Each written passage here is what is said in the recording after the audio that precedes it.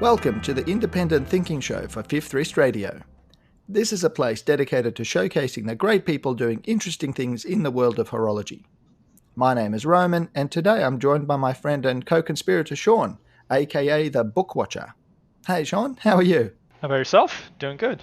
Excellent, good to hear. Well, we have a very special guest joining us today. It's hard to sort of find the correct adjectives to describe him as well. He's a true horologist with a capital H, I'd say. Please welcome clockmaker and watchmaker David Walter. Hello, David. Hi, Roman. Hi, Sean. Glad to be here. Thank you so much for joining us for a conversation. You're a fascinating man with an incredible sort of set of achievements, and we're certainly hopeful we can explore some of those today. Sure, we can do that. Now, what we usually do is we usually like to put our guests on the spot right away. So perhaps you could tell us a little bit, start by telling us a little bit about yourself, and then we'll kick off from there. Sure, why not? Boy. Well, as you know, I was born in Perth in Western Australia, 1949, which was not only last century, it was last millennium. And Perth was definitely stuck in last millennium. And I've went to school there. Didn't show any particular adaptations, I don't think. When I was at school, I was better at handwork than paperwork. So my father, who was he was a saddler initially before the horseless carriage came in, and so he decided to find work for me in doing something. And he knew one of his friends from the Depression days on the gold fields, and asked him if he'd like to take an apprentice, me. And then after that, he asked me, "Look, I found a job for you. Would you like to be a watchmaker?" You know, a kid at 15, you say, "Oh yeah, sure. That's what I wanted to do all my life, right?" And I thought, well, I guess I'll try anything once, and why not? And so went and had an interview. I'm guessing that was maybe July or August that year, of course, when school finished at the end of the year, and I was to start the next week, which I did. It was a 3 months probation to see if we liked each other and we could get along, and we did. And I remember the first week I went to work, I think it was second week of January, and it was a little room upstairs, hotter than hell. And I remember just working away and sort of sweat dropping off the end of my nose onto a clock I was trying to fix. And there was a little fan that the boss had that was pointed at him. The only time I got it was when he went out to lunch and I pointed at me. That's apprenticeship, old school style. Yeah. And I mean, from that, the apprenticeship was 6 years, which has never been a problem with it. And while Perth was a pretty small town in the 60s, and it's an advantage that I've always figured that I learned from there is because it was so isolated and parts were so hard to get, is you had to be prepared to improvise. And it wasn't like you could work on the same watch or the same half dozen watches over and over, because there just wasn't that many owners of watches, and everybody had something different. So whatever came in next was the next job. It could be a Rolex, it could be an Omega, the next thing could be a Timex, the next one could be a BFG pin palette, and then it could be a cuckoo clock. As you know, whatever came in next was the next job. So there was a huge diversity that most trainees today do not get. The other side that actually I think has always stood me well is that because of shortage of parts, and to get parts from Melbourne or Sydney was like only 2 to 3 weeks. To get it from England was like 3 to 6 months. Wow. And to get it something from America was 9 to 12 months. So most who wanted jobs sitting around that long? So providing it was doable, you found a way to either find a part and alter it, or just make a new part. So the thought of having to just pick up something and do it and find a way to do it was instilled at an early age. And I think, in hindsight, that actually helped me a lot, because it wasn't like, oh my gosh, I can't do that. And the thought has always been, well, someone did it 200 years ago with no electricity. It can't be that hard. All you need to do is figure out how. And that's what I did. And from there, but I also realized that there was much I didn't know. Well, it seems like it certainly seems like, David, you learn by trial by fire. I just want to follow the tradition that we have in these podcasts to begin with. We have one where we start off when we talk about the watch that we're wearing, what we're currently drinking. Roman's usually pretty bad with these, but Yeah, I always forget. I get engrossed in the guest. Okay. Actually, when I'm working, I don't wear a watch. Yes, a number of watchmakers have told us that. Yeah. Well, part of it, I don't wear a watch when I'm working because I actually do actually machining as well. And a long time ago, I was machining something. A bit of red hot steel got between my wrist and the watch, and I said, "Oh, that really hurts. I won't do that again." That's baptism by fire. Goodness. Yeah. And so, but watch I have at the moment, I have. You've seen the photographs. I have the white Fabulous. number 1 that I wear when I go out, and and then to drink, I don't know. I kind of filtered water with mint leaves in it, right? But at the end of the day, single malt comes to mind. You probably have it next to you right now. You just don't want to admit it. Okay. That sounds lovely. What about you, Sean? Yeah, I'm wearing a vintage Universal Geneve White Shadow. I know you're not a fan of white gold or gold, David, or at least not working with the metals. It's got a starry painted sort of lacquered dial. Yeah, I quite enjoy it. It's from, I think, 50s or 60s or something like that. And I am drinking, because I'm trying to follow tradition, I'm drinking a blood orange with a splash of gin in the morning. Well, it's a good start to the day. Yeah, right. It's 5 o'clock somewhere. Yeah, well, always. It's 7:22 a.m. here, so well done, Sean. You're doing well. Well done. Now tell me, white gold.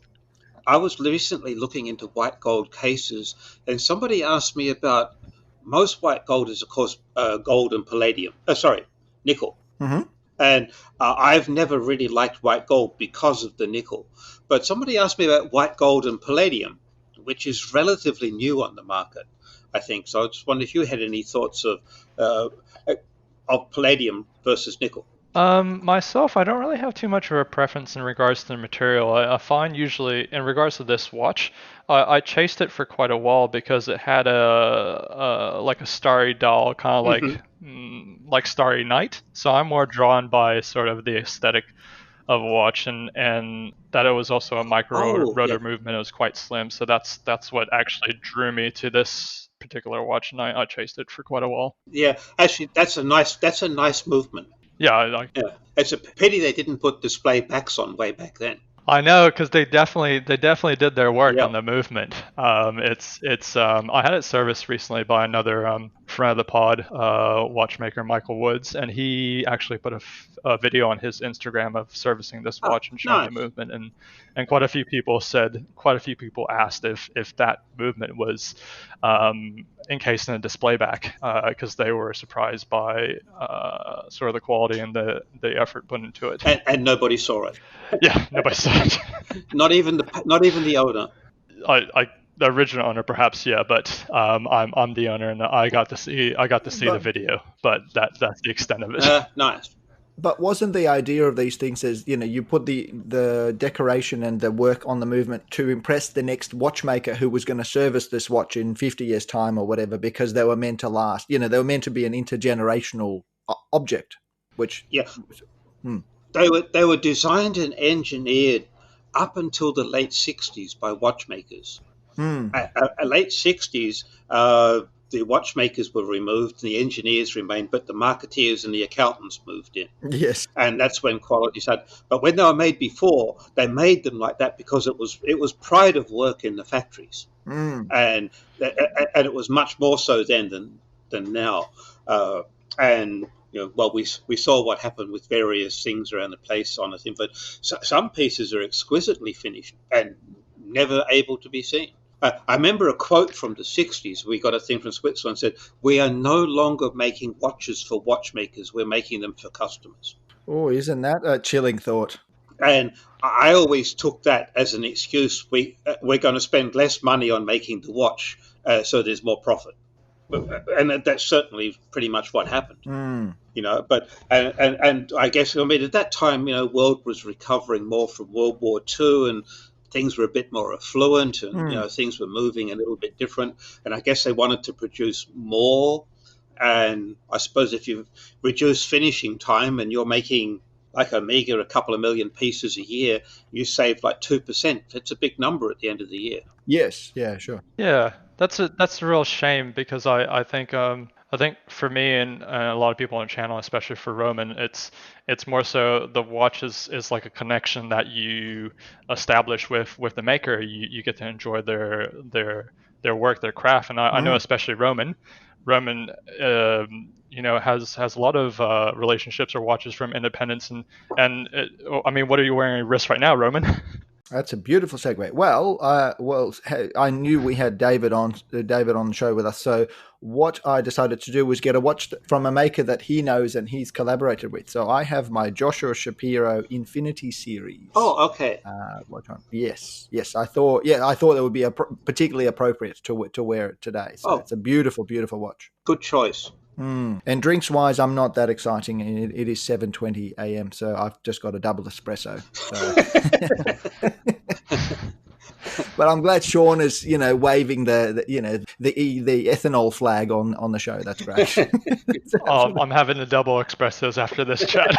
I need it. No problem. David, if we just go back to your journey for a bit, that path of restoration seems to be a recurrent motif in a lot of independent watchmakers. Anybody from Michel Parmigiani to, Kari Voutilainen, George Daniels, Derek Pratt, a lot of, Peter Spickmarin, F. Pigeon, the list is just about endless. Do you think that was a formative experience that really launched you on your career path of then leaving Australia and kicking on to learn more and do more? Yes. And actually, if you look at the list of people who didn't come up through antique restoration, it'll be very short.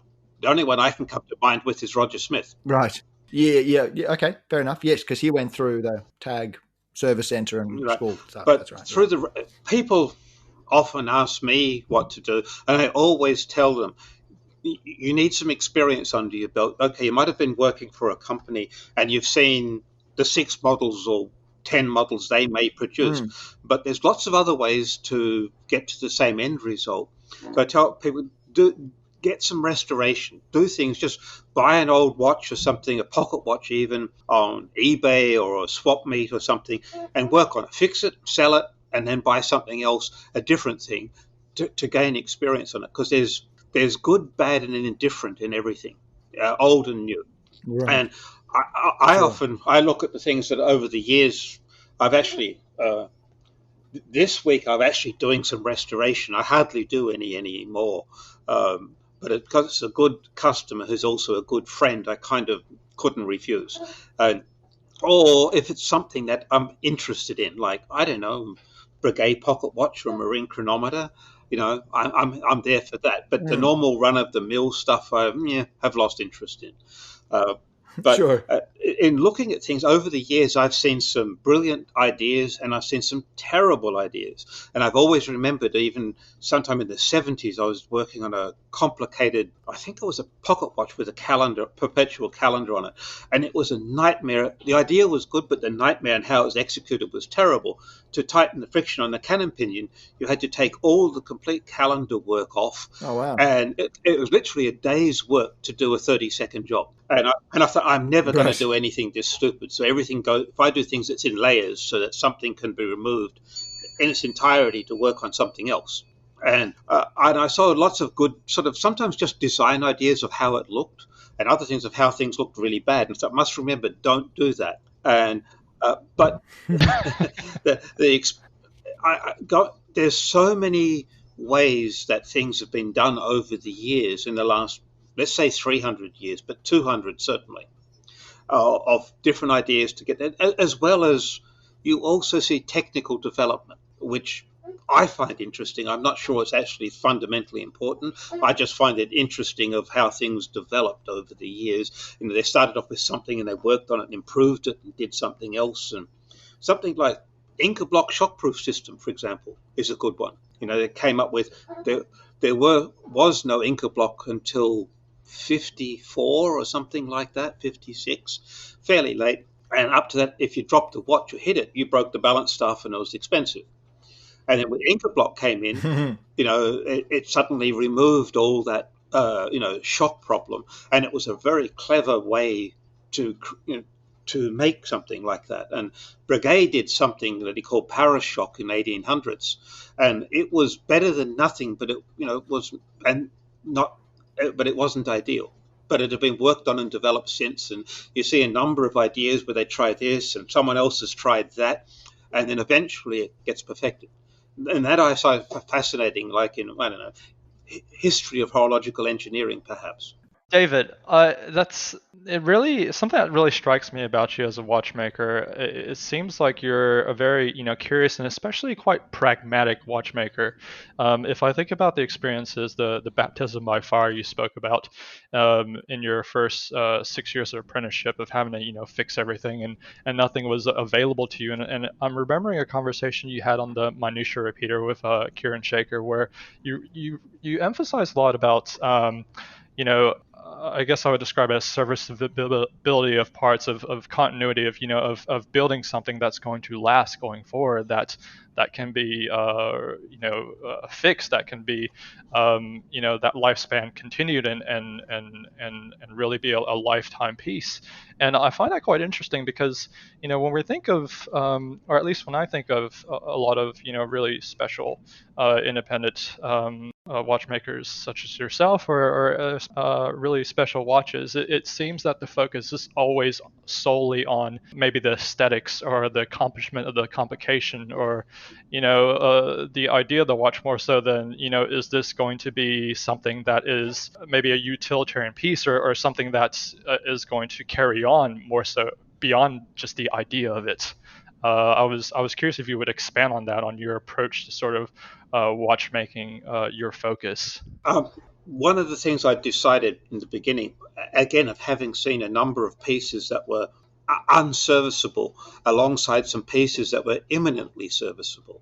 It's a point of somebody made it rather than something made it. And I think if somebody makes it, somebody should be able to repair it, given the skill parameters, of course. But when it comes to doing my own things, I always approach it like as though this is beyond our lifetimes. You think, when you've seen watches, not so much watches, clocks that are 400 years old and still work extremely well, it makes you pause for thought about what they did to allow that to happen. And there's many things that are 200 years old that are still fantastic. So I decided I wanted to do things that would last, that would be repairable. They wouldn't be put together in such a way as like spot welded or laser welded, or put together where you have to replace the whole unit rather than just repair what's wrong. Or what's sorry, maybe not what's wrong, what's needed to be repaired. So I try and design everything I can to make that possible, that someone with skill will be able to fix anything I've done. It's not, and hence I'm not too keen on exotic materials because, well, they may. I think experimentation with exotic materials is important, but I think also their reliability needs to be understood.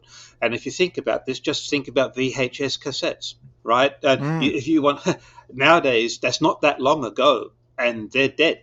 There's nothing you can do with Absolutely. it. So, and we know that for the most part, the watch could potentially be yours for your life and go to your kids and then their kids. So that's a long time for something that needs to maintain time and be able to be worked on, because it's like any mechanical device, it needs service. And I try and build in something that can be serviced rather than something that's throwawayable. I just have this. When the Swatch Group bought out their first Swatch, it was a really bad day. But do you think? See, but I often wonder about that because in some ways, when I look at the watchmaking landscape, cheap watches emphasize just how amazing the work that you do is. For example. Agreed. So I think that, I mean, the thing that you touched on there with with luxury watchmaking or high end watchmaking should be that it should be made to last generations. I think part of the problem now is because a lot of the bigger brands are driven by marketing. It's always it's like you need a new model out. It has to replace. There's always new, rather than, well, whatever we sold the customer last year should still work and they should still be timeless and keep good rate. Yeah, and this is a subject that bothers, I'm going to say, most of us sort of older generation horologists. I mean, George Daniels in particular, Derek Pratt, myself, others have said the same thing, that the accent is on decoration, not improvement in timekeeping. In fact, improvement in timekeeping may be going south rather than getting better, in favor of, well, bling. And I mean, I see the need for finish and looks at it, but there's a far greater importance placed today on finishing than there is on timekeeping. But sort of, let's say, go back 40, 50 years ago, a watch was a necessary thing and you had to have it, and it was utilitarian. Even the expensive stuff, the high-line stuff, was still had to perform as well as and look good.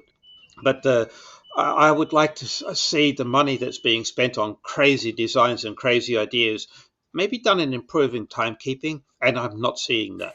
No, I think you're right in that assessment. Sad as it is. Well, maybe let's talk about some of your amazing creations, because you've started, your path on making in the watchmaking bit started. I think it was 1978 when you made your first clock. Yeah. Maybe tell us some of your work on that. Actually, I started off to make a watch, a pocket watch. I had Right. I had an English pocket watch, and I was going to just copy that as an exercise in learning. And it wasn't long before. I remember this was the days before fax, never mind email, and I just ran out of tools. I had a lot of equipment, but I didn't have enough, and to find more was very, very difficult, and it was difficult out of Switzerland at the time because they were, suffering from the quartz revolution, and the industry Sure. was in a pretty sad way, and they were very, I don't know, slow to help. I think they viewed anything with suspicion, and Right. and so it was hard to get tooling. So while I was looking for that, in particular, what I was after was wheel cut and pinion cutters. And while I was doing that, I came across a company in England that sold wheel and pinion cutters for clocks. And I thought, well, Right. as I'm not going to sit around here and twiddle my thumbs, I have to do something. By this time I was still with Amiga, but I was getting, well, bored. Sure. and so I did, and then the clock I made again. I was doing, in after hours, I was doing antique pocket watch restoration for a couple of collectors, and one of them came in with this clock, and I thought, oh, that looks interesting. And to be honest, I mean, there's clocks and there's clocks. The vast majority are good utilitarian items, but they weren't that particularly good. And it was one of the first really good clocks had seen. And and Breguet and Janvier have proven there are excellent clocks. They're just not understood or respected like they should be. So anyway, so I made the clock, and that went good. And the second one was the same circumstance. I'd finished the first one, which took a year to make in spare time, and Wow. I got on to the second one. Both of the second one and the first I still have here with me, and they even still Fabulous. they still work when I wind them up. That's lucky. Yeah, and so that took me into clocks, and I realized there was a whole world in clocks that I hadn't appreciated because I hadn't really seen them. And one of the things that had always attracted me was precision and accuracy rather than just function. As in it keeps time. What do you want? But, well, yeah, what sort of time does it keep? And I know generally clocks are not understood and certainly underappreciated, but without precision clocks, watches wouldn't exist. And there were precision clocks that made, 300 years ago, that make watches look like garbage timekeepers. And again, that's not understood. And part of it because there's been probably 98% of clocks made are utilitarian. Sure, absolutely. I mean, and when we should tell our listeners, when you say making a clock, we should tell them to go and look at your website or look at your recent Horological Society of New York presentation about the clocks. I mean, the clocks that you make are beyond incredible. I mean, you make double pendulum clocks, and I think it was a statistic, something like 14 double pendulum clocks were made in history, and you've made 5 of them, which is quite a contribution, really, if you pause to think about it. It is, yes. And actually, again, when I got the Art of Breguet by Daniels, which I got that 78, 79, something like that. It came in 75, came out, yeah. And I was going through, and there were 3 things I saw in there that I thought I want to make. One was the double pendulum clock, one was the 3-wheel clock, and one was the exhibition tourbillon, or the table, and all of which I've now made. Wow. Wow. Okay. Well, it's good to aim high and then, to achieve it and then keep going. I mean, that is quite a thing. I use the phrase in New York and other times that I tell people, it's far better to set your goals high and not achieve them than to set them too low and do. Oh, yes. Yeah. Wow. Yes. That is very profound. Right. And, there's always, this is something that's not understood. There's always room at the top. It's not like there's like a square meter and that's it. No one else can have it. There's infinite room for everybody, and the door is always open. It's always, the challenge is always there. All you have to do is do it. So it's not like it's a closed door or you can't get access to it. That's absolutely not true. So the thing is to try and set your goals as high as you can and achieve the best you can each day, rather than just enough to get the job done. Absolutely. I mean, those are very profound rules for living, not just rules for clockmaking, isn't it? Yeah, true. Exactly. Exactly. And there's always, and again, goes back to antique restoration, where you see ho-hum things, and then you see Breguets. There's nothing ho-hum about any Breguet, other than the modern ones, which are very ho-hum. Well, I was going to ask you about sort of the people who have influenced your own sort of horological development along the way. I mean, you've mentioned, historical figures. You mentioned Breguet, who's relatively well known. I mean, you've also mentioned Antide Janvier, who I feel is still not given as much recognition as he should. True. Are there any others? Any others, sort of Berthoud or anyone else, or even friends or contemporaries, sort of more modern? I mean, well, Daniels influenced everybody. Without Daniels, there might not have been independent watchmaking. I mean, he did what was said couldn't be done, and he's shown that it can be done, and by many others as well. Historically, Breguet, yes. Of the English makers, Arnold, Graham, Harrison, I find fascinating, but he doesn't quite do it for me. Interesting. Well, his particular goal was a specific job, and yes, or to get the prize. Yes, the marvel in that what he did between H1, 2, 3, and 4 is so utterly different from 1, 2, and 3 yes, that it's incomprehensible it came out of the same man's hands. But indeed, I agree. That just shows his brilliance in doing that. It's interesting about Janvier. He's almost unknown, and part of it is, I believe, because Breguet got famous because of watches. Janvier only did clocks. I don't think he did a single watch, and hence there was this barrier, if you like, or lack of recognition that's given to him. But Jean, Derek Pratt, Anthony Randall, myself, all admire Janvier more than, I think he was probably better than Breguet. And I think a lot of Breguet's clocks were probably made by Janvier. Well, particularly the double pendulum ones, isn't it? There's a bit of a question mark around who made it before Breguet bought the workshop of Janvier's and released them. Yeah, exactly. And Breguet and he were good friends, and Breguet bailed him out a few times because he was a bit of a naughty boy. And uh, That's all. That's always mandatory. He's an artist, you can't constrain people like that. yeah, I know, but he was still a naughty boy. It's a surprising thing is he worked for the royalty. He stayed in Paris, survived the Wow. revolution, and went back to working for the new royalty. It's amazing that he was able to somehow do that when, well, everyone else pretty much left town because it was too risky.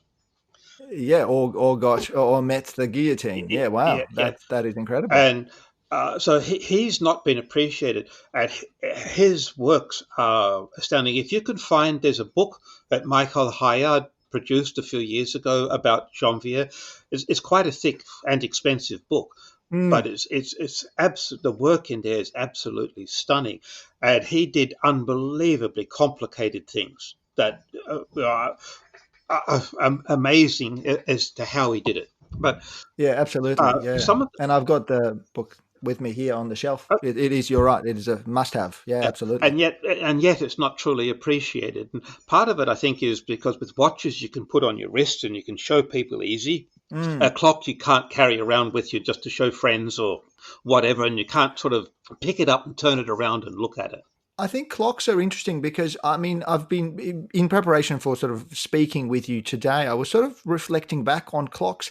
They seem to have kind of receded from the cultural space. I feel, if I think of clocks now, the Atmos clock, maybe Erwin Sattler for some of our German and European friends, and maybe Lepay clocks, but they've really got a boost with recent collaborations with people like Max Buser and MBNF and things Yeah. like that. There's no other clocks, as far as I know, that are being made to a high level or at least appreciated in a wider community. Is that a fair sort of Yeah, assumption? the only one you've missed is Sinclair Harding in England. Oh yes, no, but that's yeah, absolutely. But pretty much there's nobody else.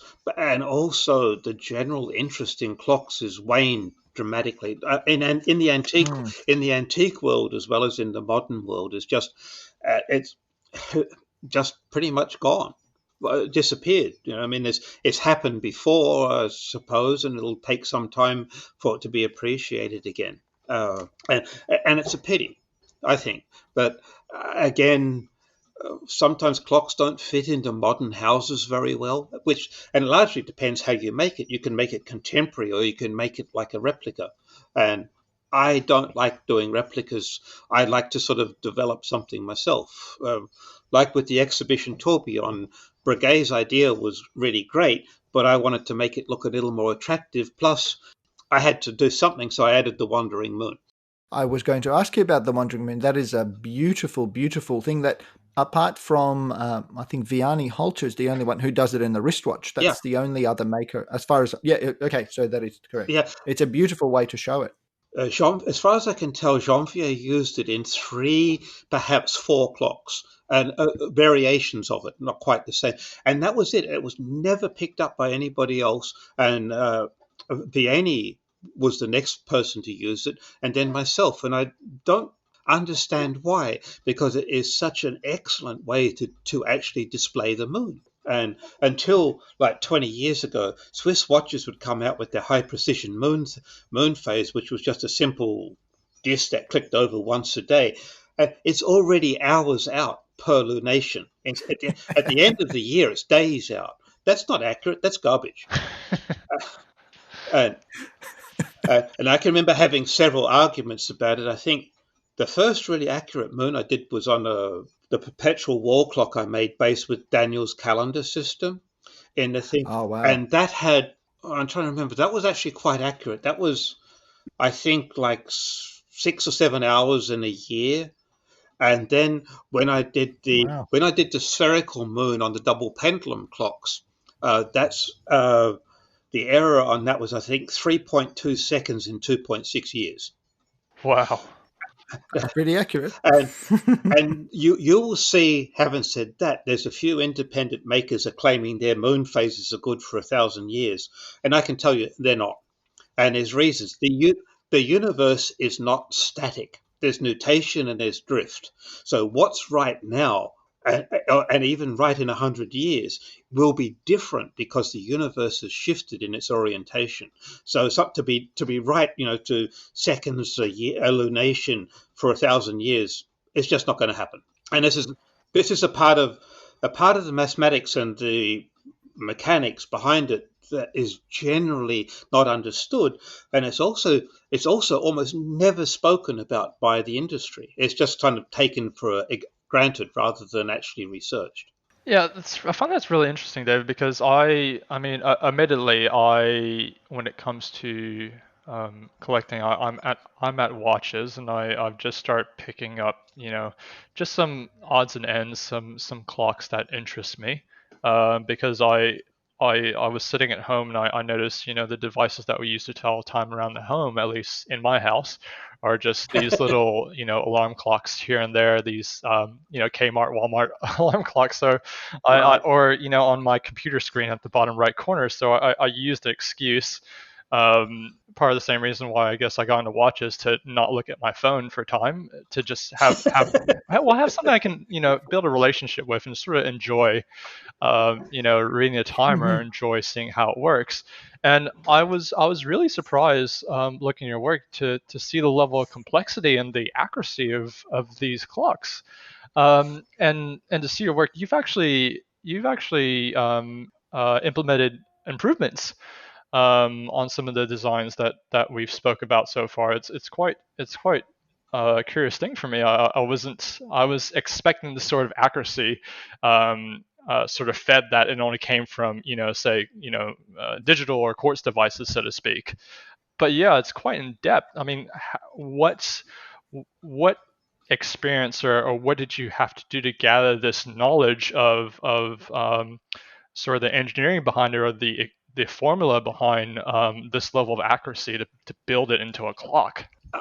That's actually a really good question, and kind of hard to answer, because as often as people have asked me, like, well, you have a degree in engineering? No. You have a degree in metallurgy? No. You have a degree in mathematics? No. You have a degree in designing? No. So, well, how did you learn it? And I said, well, I wanted to learn it, so I did.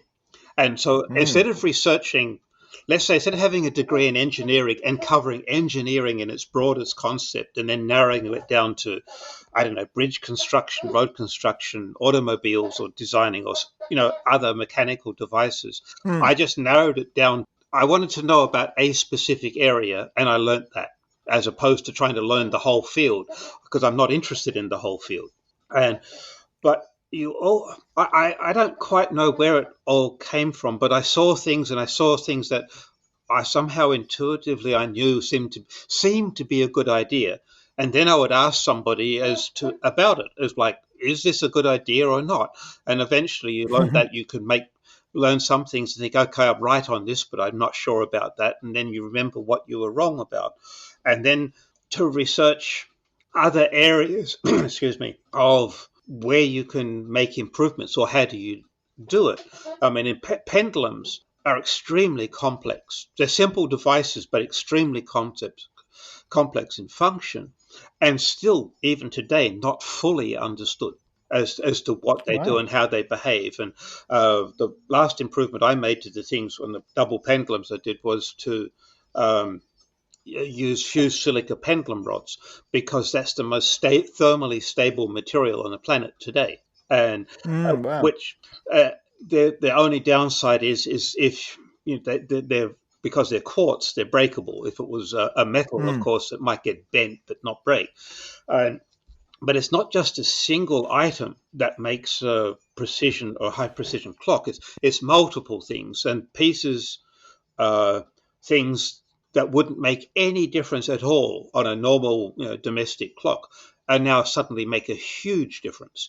One of the things was when I started off with the first double pendulum, and I didn't realize how accurate that clock could be when I started it. But I put weight trays on the pendulum rods made out of brass, because traditionally they're made out of brass. It looks pretty. And when I was checking the temperature compensation for it, and I connected up to like a pickup that gives me a readout on a computer, so I can see, I get instant gratification, and always a good thing. And then I realized, I had done something. It's like, why have I got this error here in temperature change? Because sort of Sean knows what it's like. The heating here is via hot air, not by floor heating. So it means in wintertime, if you want it hot, you close the doors and windows and turn the heating up.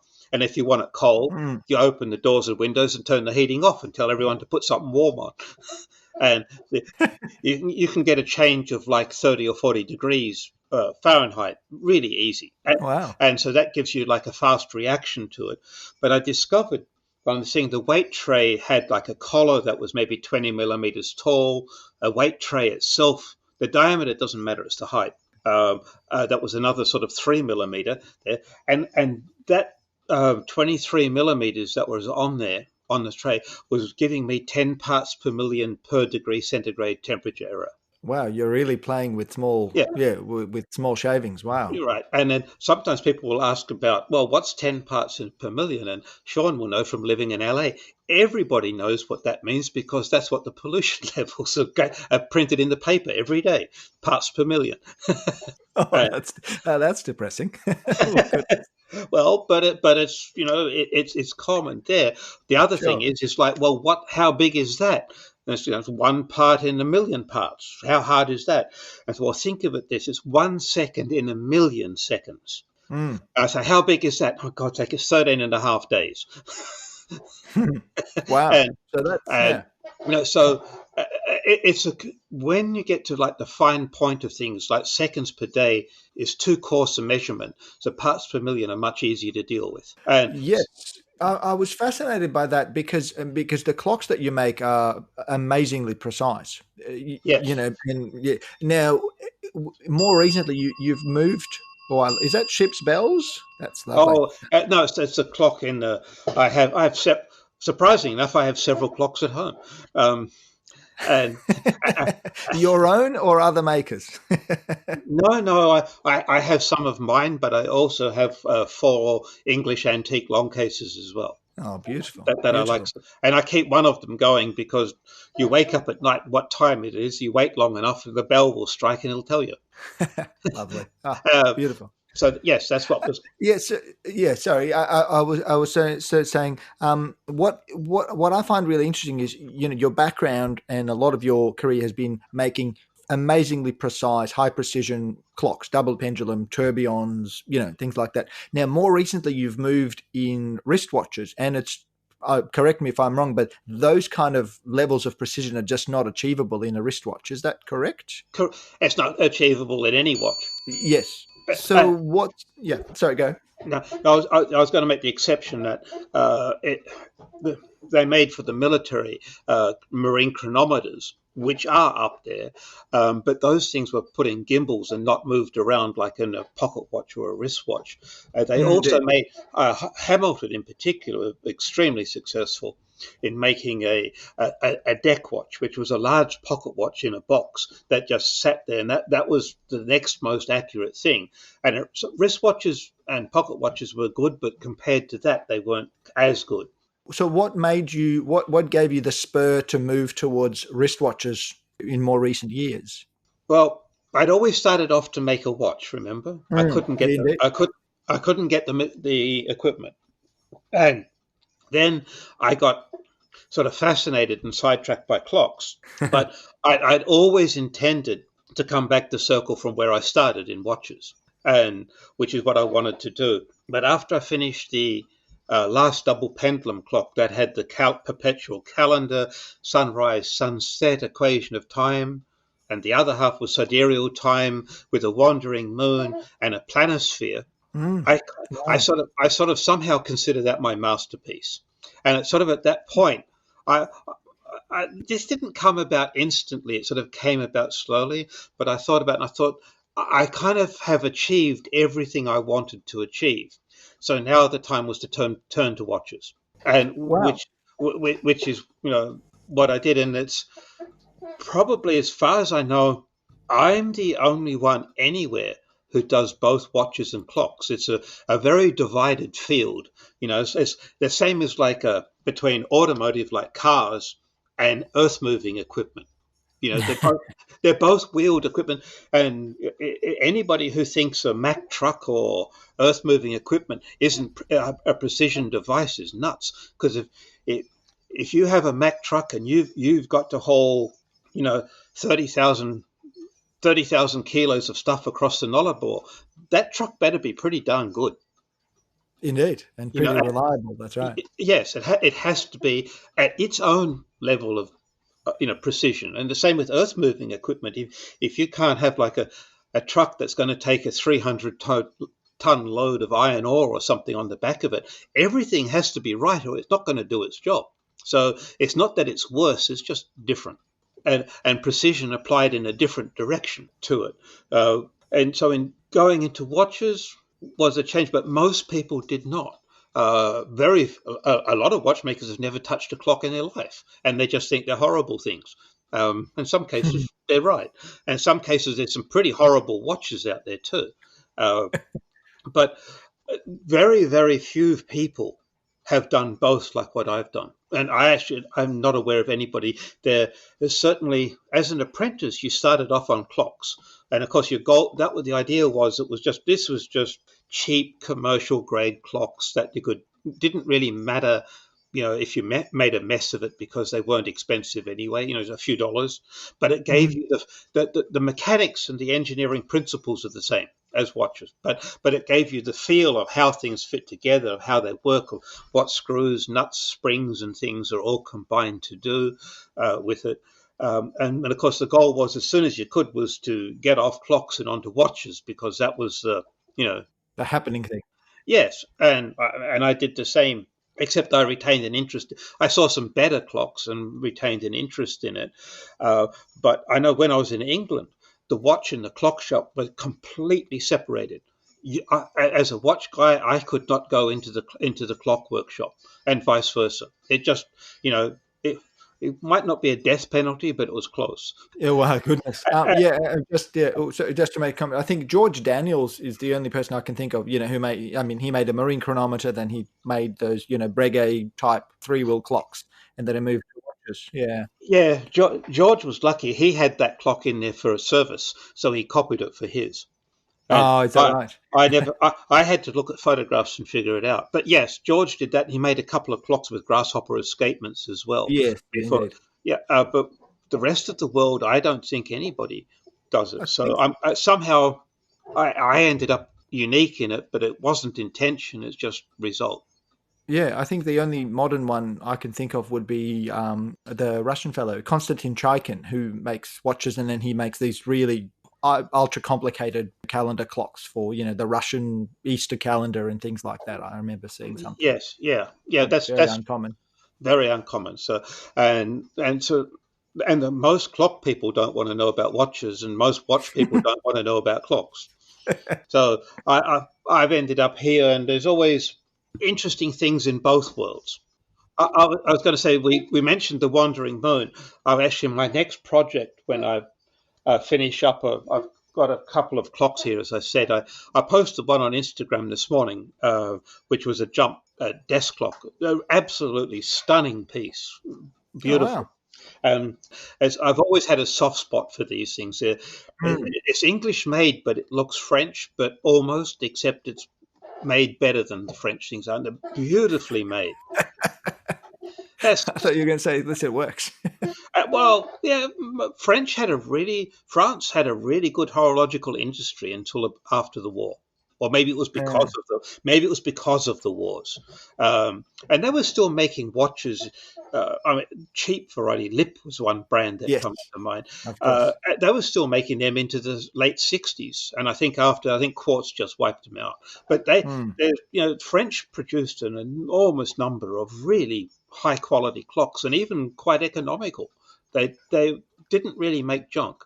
But once I clear these pieces up, my next project is to a platinum watch with a Janvier Wandering Moon on it. Oh, wow. Which is you might have saw I put on Instagram a case I made in brass. Yes.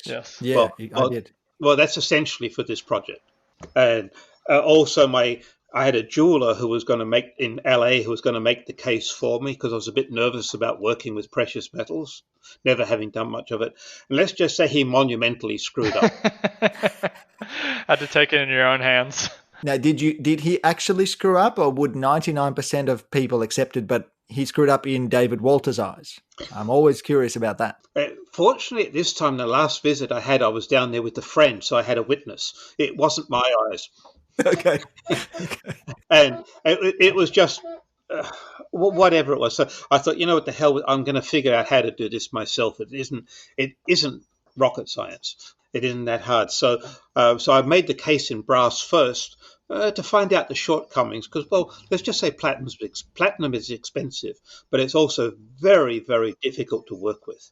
And so I thought, let's just get it right so we know what we're doing before we go ahead and do it. And which is something, experimenting with something up front before you actually go onto the workpiece is generally a good idea, because the chances of getting it right first time, not so good.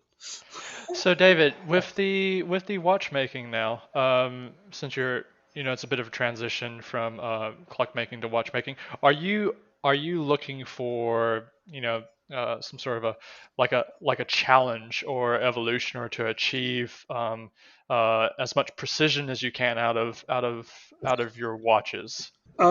Yeah, that's part of the goal as well. Part of what I'm working at.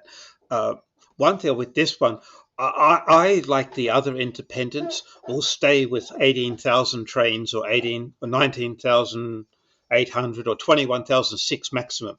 I will never use a 28,000 or faster train ever. There's everything in the world wrong with it, and I know why the factories have done it. I know why they've got small balances. It works for them, but Breguet had a saying, which I'm paraphrasing, was never pass up an opportunity to use large teeth in a wheel.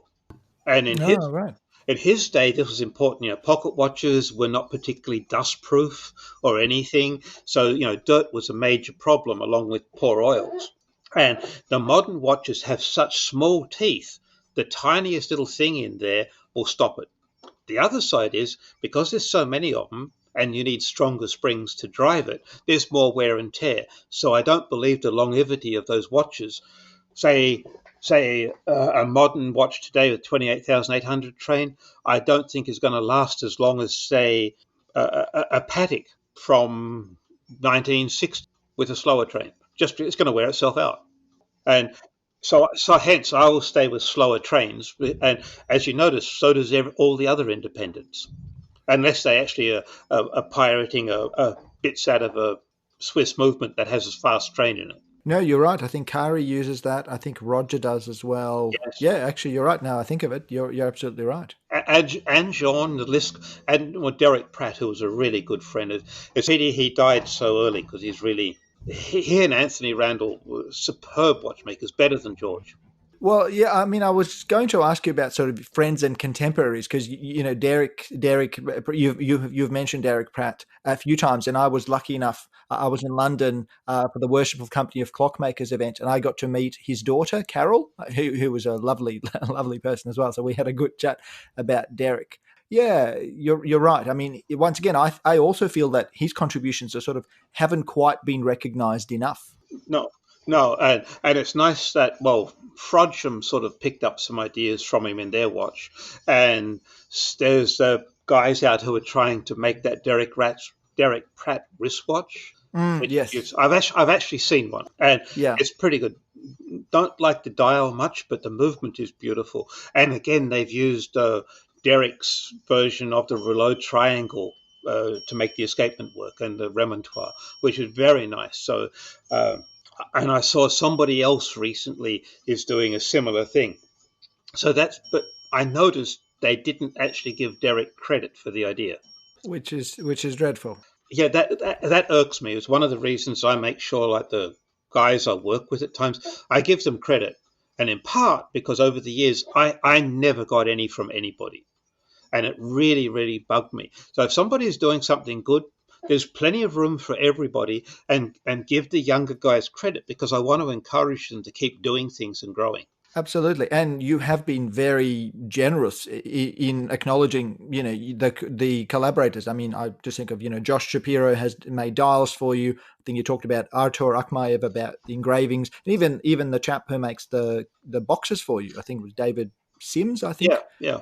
yeah, which is wonderful. Have you collaborated on projects for other makers that you can talk about, even if they even if they aren't? No, never been asked. Not once. Wow, interesting. Wow, And wow. perhaps I put part of that down. Maybe if I was in Europe or England, maybe. I don't know. But certainly I haven't been here. Nobody has ever asked me to do anything with them, ever. I find that really intriguing because looking at your work, I mean, your expertise would be unsurpassable. Certainly in clocks, in precision clocks and double pendulums and the whole, there's a whole area of horology that you've really made your own. I'm sort of surprised by that. That's a big loss on their part. Yeah, and I know because I've always been available and approachable. I haven't been like behind a closed door where I don't want to talk to you. Sure. When I first met Joshua, it was because I was I had to have an engine turn dial done, and a friend back east in Pennsylvania said, "Well, this guy Joshua just bought a engine from me." This is like 5-6 years ago. And I said, Wow. and I said, maybe he could do it. So that's Joshua and I met and we got on well. And like I said, this was a young guy, not that young really, but as a young guy who's setting out to do something. Why not help him? Help it get going. So, and we get on really well together. And whenever I can help him, he's working on making his own movement at the moment.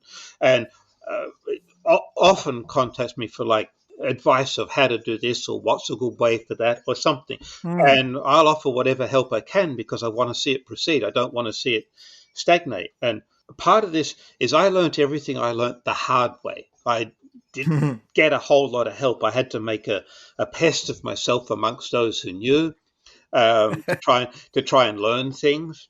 And then figure it out myself. And I thought, why should somebody else spend the next 30 years doing that when I can help them next week? I mean, that's a very noble and wonderful thing that you are doing. That transmission of knowledge I'm fascinated by. I'm not a technical person, so I approach watchmaking and, watchmakers like you, with awe in my eyes because, your skill level is far beyond I can sort of follow the theory, but I can't do anything practical. But that transmission of knowledge and the loss of knowledge from one experienced watchmaker when they pass or, retire, it breaks my heart in some ways, because that's irreplaceable. Actually, you just made me realize something. I remember in Vienna, I got friendly with a couple of old retired watchmakers. I mean, so old, I was late 20s and they were, I don't know, 90s. Yeah. Oh, wow. And Wow. I mean, and they obviously had retired, but they still had some interest in it. And somehow or another, I got friendly with them. And then I realized these guys are going to go. And they all said the same thing. They hadn't been able to pass anything on to the next generation. In their case, I mean, the war had a lot to do with that. And I thought, you just made me realize, and it's one of my thoughts is why I go out of my way, because I want to see what I've learned and put together, put to somewhere else. And if I can help others do it, so much the better. Yeah, absolutely. I mean, one of the things I'm passionate about, independent watchmaking is one thing, but horological books is a real passion of mine. And one of the questions I had was, have you ever thought about writing some of these things down? No. Okay. Okay. But having put that, I've written a lot of articles. Sure. Not in the last couple of years, but I've written a lot before about things. So how they've gone, I don't know. But also, I'm still busy doing things, and it takes time to write books. It takes time to write articles. Of course. And Yeah, of course. But one of the things has happened as a friend become as a New Zealander living in Switzerland. He works with the WASTEP training. His name's Paul Madden, and Oh, yes. You've probably seen the name. And through somebody else, we met. And then we were talking about what's done and everything. He said, you should write a book. And I thought, yeah, I'd like to, but I've made a couple of starts here and there, but I just never was able to persevere with it. I got distracted by more interesting work. But anyway, so Well, this is a small. So it's a very small world because one of our co-hosts here on the Fifth Wrist, Michael Woods, actually did the WOSTEP program, and Paul Madden was his teacher at WOSTEP. So yeah, it's a small connected world. yeah, true. And Paul's a nice guy. He was here last Christmas. He was going to be here this summer, but of course nobody's going anywhere at the moment. Sure. But and so what he decided to do, he called me up about a week later. He said, "I was thinking about this." He says, "I'm going to write your biography." Wonderful. Right, so he's working on it, and we met up not last year, year before, for the Worshipful Company of Clockmakers Michaelmas dinner, and nice. Next year might go down. I'm probably going to sponsor him for Freeman. Yeah, lovely. Yeah, and so he's doing it. So that takes a load off my mind. Plus, he's already a trained watchmaker, so he knows what he's talking about. I can talk about a clutch wheel or a third wheel or locking pallet, and he knows what I mean. Sure, of course, and he's capable of putting it into context as well. So I don't know how long the book's going to be. Everything's been delayed because of what we're living with now, but we're still talking about it, still proceeding. I mean, that's lovely because I'm sort of reflecting back on, I've recently read Timothy Treffery's book about Derek Pratt as well. And I'm just thinking it's just such a lovely thing to have, just a distillation or at least a summary of achievements and thoughts down on paper. That's a wonderful thing. Oh, looking forward to reading. I'll pre-order a copy of your biography now. Well, thank you. You're the first one. Oh, there you go. Signed copy. Actually, our thoughts before, we had thought at one point of releasing it in a couple of years at Salon QP in London. Well, that's gone. And indeed. Well, I can pick mine up at the Clockmakers dinner as well. I'm a freeman of the company, so maybe I'll convince our mutual friend Tim Jackson to meet us there. So, well, yeah, I did actually ask them about it, because the company has to be cautious in what they do because they're a charitable organization. Sure.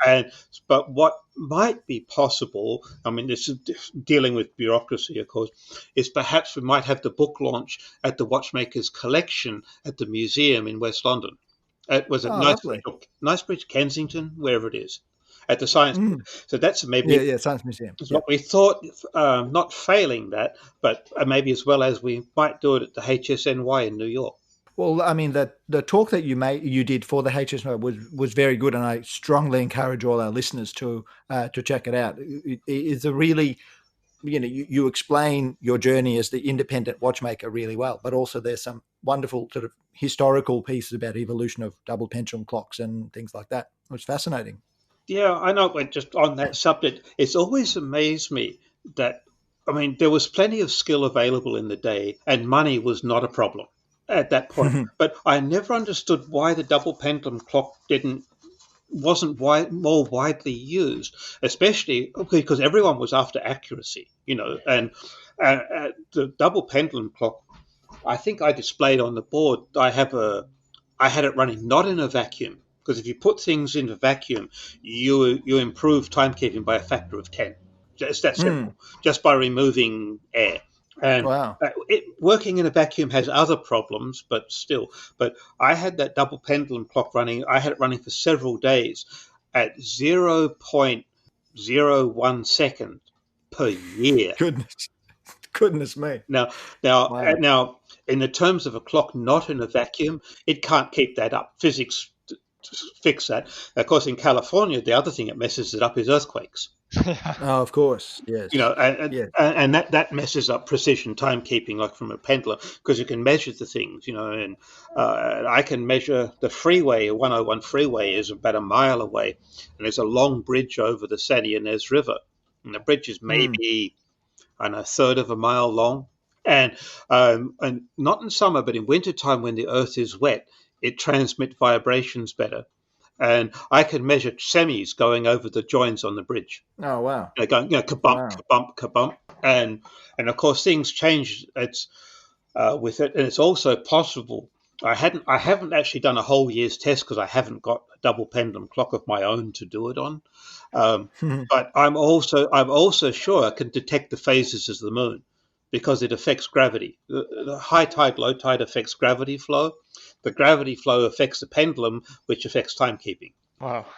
Yeah, wow. Actually, a question I was going to ask you about the double pendulum clocks. Is that we hear this concept of resonance that Yes. gets spoken about. I was wondering, could you settle? You're the only person I can think of to even ask who would know the answer. There's this thing about, does it transmit through the metal of the movement, or does it transmit, or does the resonance occurs in air surrounding the pendulums? What's your view on that? Yeah, there's a lot of hoo-ha out there, and That's why I'm asking you. and, and almost all of it is wrong. Right. First of all, it is not transmitted through air, right? I have actually, between the pendulums, I have put a piece of cardboard all the way up to the suspension, all the way down, so that there was like a physical barrier between the two pendulums. No difference, right? It's a transference of energy from one pendulum to the other through the suspension. Right. Right. And I mean, so you've heard the story of Breguet discovered it, of that he had a clock on a wall that was not rigidly fixed, and other clocks that were stopped, the pendulum started vibrating. And then the one that started it off then stopped because it was drained of energy. And then the others sometimes restarted the one that was stopped. And I've done this myself. And resonance is really is not the right term. I don't know what the real good term is. I keep bugging some physicist friends to let's work this out. Yeah. But really, resonance is a really nice, cool catchphrase. It's a nice. It Sure. sounds good, but really, what they are is pendulums locked in antiphase. All right. And if they have to be very close to the same length and the same, rated to the same period to work. But when they're locked in antiphase, any errors, one will correct the other. And I've proven that over and over again with the things. So locked in antiphase is probably the correct scientific definition, but it's kind of a mouthful. Yes. Yes. And it doesn't have anywhere near as much cachet as resonance. Indeed. And resonance I believe it comes from electronics. And the word resonance wasn't used, I believe, friend researched it out, was not used until quite late. I mean, like 1900 and something. So it wasn't used by Breguet or anybody, but they realized where it was coming from. And basically, normally on a precision clock, you need as rigid a suspension as is humanly possible to get precision out of it. Whereas in this instance, you needed the connection, the suspension, to be as loose as possible without falling apart, which is what I achieved in my double pendulums. And so you get a faster reaction between the pendulums. And I had a weight tray of one pendulum, which is used for fine regulation. And I've had it on the timing machine on a readout on each pendulum. You put one weight on one pendulum, and it immediately has an equal reaction to the second pendulum. Wow. So and that's through the physics of the vibrations being transmitted through the pendulum and the suspension. There was recently, as in a few years ago, a paper came out and they declared it was acoustic. It was the sound of the tick that made it happen. Well, let me just call that bullshit. You heard it here, folks. Yeah, good. I mean, because it's just crap. And one of the things I've noticed is that it seems that all the people who've written about resonance in clocks are all electrical engineers, not mechanical engineers, and it is not the same phenomena. Yes, because I wondered whether they were acoustic engineers, sound engineers, because the way they describe it is very much that, the sound vibration. Yes, and it's not it, because the tick isn't really that loud, at least on my double pendulum. I've never seen another one, okay? I never got to see it. Yes. And I tried, and then eventually I thought, well, I can do this. I don't need to do that anymore. To hell with it. It's like the double pendulum table clock. It's in the Patek Philippe Museum in Geneva. I've been there 3 times to see that clock, and each time the museum was closed. Oh, did they know you were coming in advance and close it, or purely coincidental? Well, I like to think of that, but no, I don't think so. I did just turn up, and it was still closed. But since then, I did actually make contact with the curator of the museum, or he made contact with me. And I sort of have, assuming they're open, I have an open invitation to go, but I don't need to anymore. I just figured it out. In fact, the curator even asked me, he asked me, how the hell did you figure that out? Because there is no technical information on that clock. That's the one and only clock that Janvier built, and there is nothing there. And you've heard me say this before, how did you do it? And I look at it, use standard Western engineering logic. There's only a finite number of answers to get where you want to go. I love it. I mean, your can-do attitude is very inspiring, and I hope all the watchmakers and clockmakers or aspirants to that field who are listening, I hope it gives them the inspiration they need, because your outlook is amazing. Well, think about it. Look, I came from Perth, which is what you might not call a horological hotbed. Maybe then. It's very hot now. Hello to our friend Rob. I don't think so. And the thing is, if I did that with what was sound but mediocre training, and if I can do something like this, anybody can, if they wish to, And I tell people, I've had like interested people learn something or another, and they sort of, old stuff, that's not worthwhile knowing, because there's a certain misconception around that nothing happened before Rolex. There was nothing. It was no. And, and there was this guy, his name started with a B, around 1800. He made a few things that were okay, but other than that, there was nothing before Rolex. But in truth, I tell people to look at. So I might have had a, antique pocket watch or something there. I said, look at this. They had no electricity. They didn't even have good glasses, and the poor guys had tired eyes. They didn't have today's tools and equipment. What they had was school. If this person did this 200 years, even 100 years ago, but that's only 1920, so that's not so good. But or 200 or 300 years ago, if somebody did this then, it's not impossible for you to do it today. Find out how. And you don't have to make an exact copy of it. You just have to do it your way. And as long as the ends is achieved, the means are justified. Yeah, and it's a real connection to your earliest days of training in Perth, isn't it? When you're locked up in the garret upstairs, being boiled alive, having to fix something with no parts coming in, where you have to make it. You have to make it work. Yeah, had to make it work. And actually, kind of a bare minimum of tools. The lathe the guy had that had there was a 6mm lathe, but it was treadle, like a sewing machine with a treadle power on it. Didn't have an electric motor. You had to treadle the damn thing. Isn't that a nice callback to, a Breguet style workshop, Abraham Louis Breguet style workshop on the Rue de Seine? Yeah. Once you got used to it, I mean, at first it was a nightmare, but then once you got used to it, it was actually very useful. It wasn't hard to do at all. You just needed to get used to it. Is it convenient? Is turning a motor on? No, but you can work on it day or night, electricity or no. Yeah, indeed. One other question I wanted to kind of explore is this concept of, in wine, you have this thing of terroir, where you make something really makes a difference. I wonder how that translates to kind of the design of your watches, because they're very, in some ways, they're very classic with the coin edging, the guilloche dials. And in other ways, they're quite modern. I'm thinking of sort of, the Walter Truss that you use in the movement design, things like that. To what degree do you think being in California and even naming your models, Presidio, Azure, things like that, does that influence where you are? Does that influence what you make? Yeah, but the influence came from earlier than that. Is that when I went back to Perth in 1980 and started to make clocks in earnest, I'd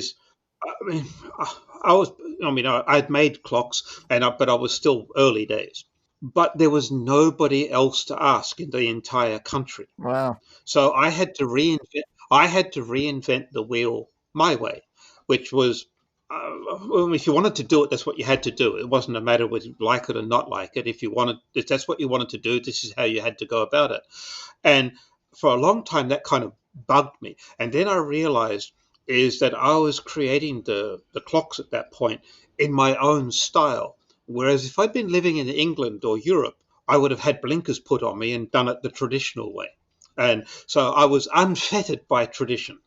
And so I developed my own. Plus, I mean, I have a bent towards minimalism as well, because I'm not keen on these watches with like handmade in Switzerland, test 28 jewels, tested in 60, and adjusted to temperature. And I thought, made out of recycled brass. I don't give a shit. Oh, goodness. Wow. And so some identification absolutely is needed, but somehow there's like just too much stuff and like on there, and I despise screwed-on nameplates. I can't stand it. One of the things I look at, almost happened to me with the clock, is that with the screwed-on nameplate, somebody takes that off, screws their name on it, and now they're a great maker. Oh, you're kidding! What do you mean? Has that happened to one of your, or nearly happened to one of your pieces? I mean, that's outrageous. That's outrageous. Wow. Yeah, but as we know, there's opportunists everywhere. Oh, wow. That is shocking. But my point is, if it's engraved in the metal, it's indelibly engraved forever. Yeah, that's true. A true maker's mark. A true maker's mark. But when it comes to, that started me off in my own direction. And kind of my feeling is, once you go down there and you decide I kind of like this and I'm comfortable with it, you're probably not going to change unless it's dire necessity. So I do like the classical look. I'm not real keen on like weird modern stuff, but it's my taste. It's not that I don't.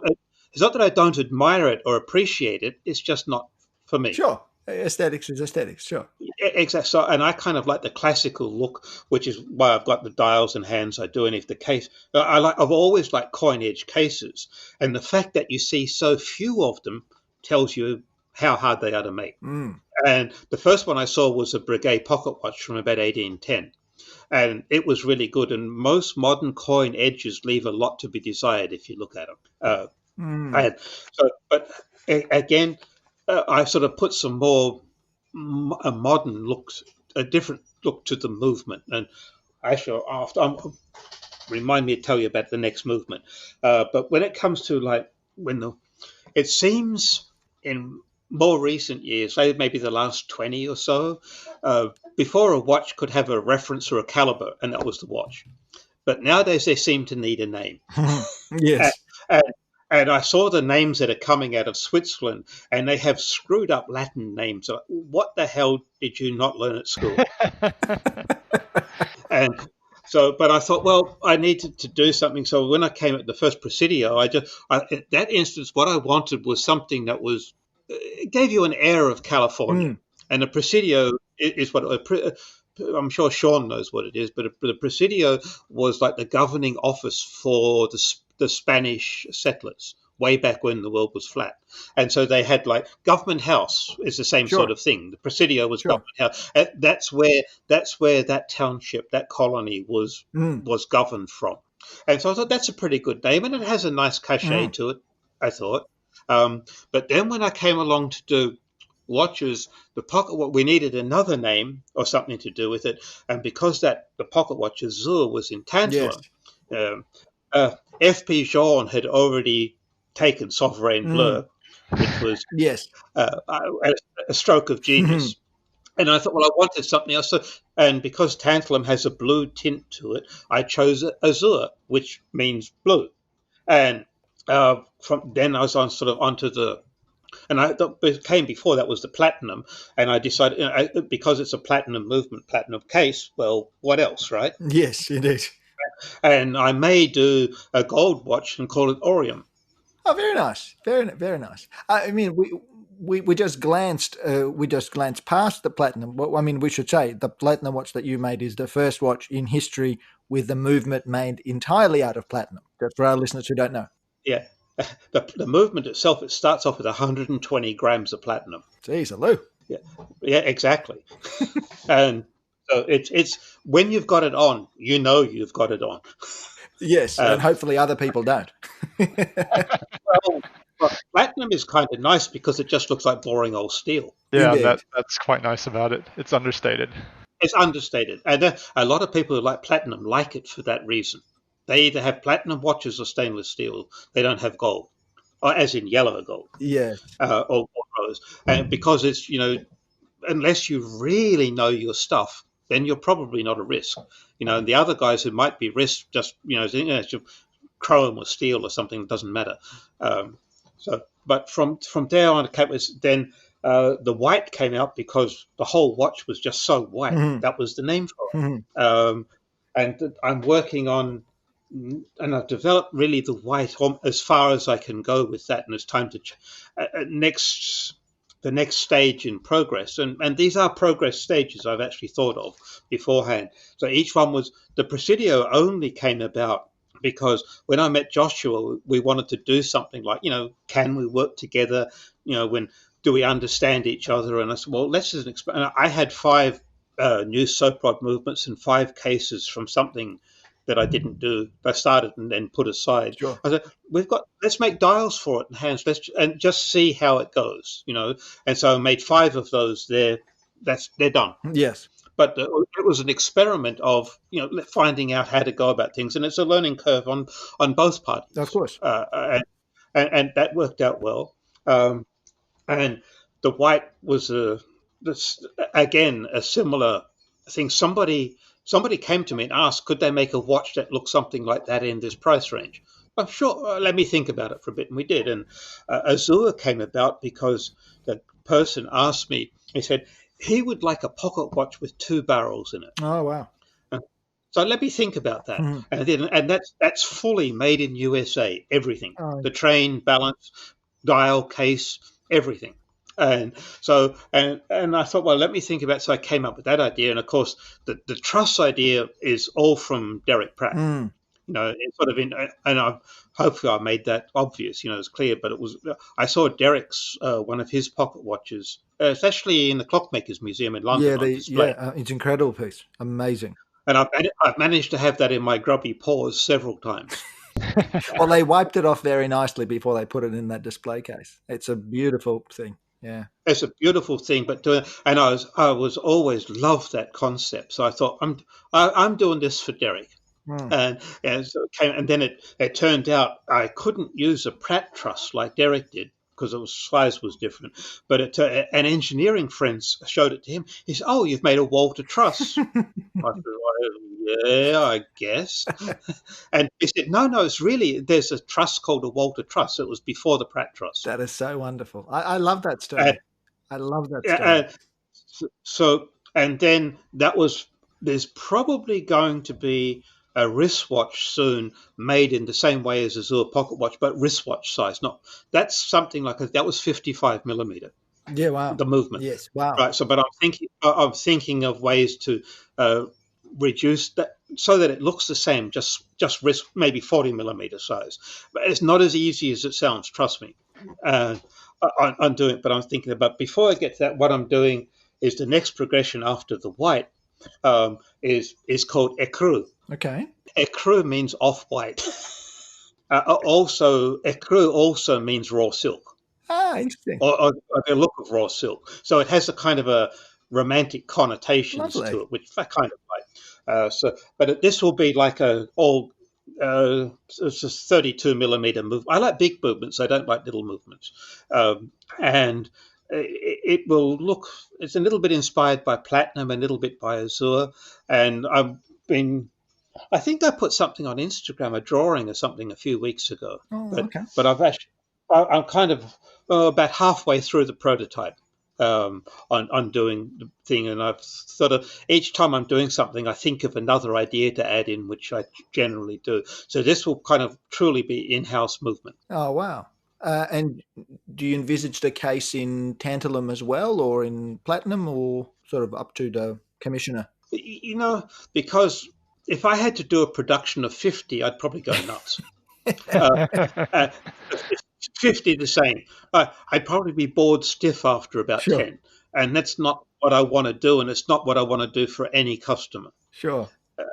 So what happens? It's really because I make one at a time. Mm, I don't make 50 bits. I don't have the CNC machine knocking out all these things that you more or less now you're committed to use because you put so much resources into it. So someone wants it. Someone's asked for a 42 millimeter case. Sure. Someone wants a 39 millimeter case. Sure. What wow. would you like?